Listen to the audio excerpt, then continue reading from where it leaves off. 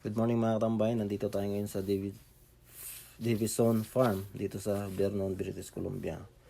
So papakita ko lang sa inyo ngayon yung apple plantation nila. So yan, malawak yan mga katambay. Malilit lang ang puno niyan. Pero pag yung namumunga yan, maraming bunga yan. Yung mga natitirang yan, yun yung tira nila nung after nung harvest nila. So mga reject na yan. Yan, so meron din silang fishnet, yun yung parang protection sa hangin at sa mga insekto. So yan. So yan, malawak yan mga katambay. Meron din silang sariling apple juice nila na walang sugar. Sadyang pure apple juice. So masarap. So yun yung apple plantation ng Davison Farm.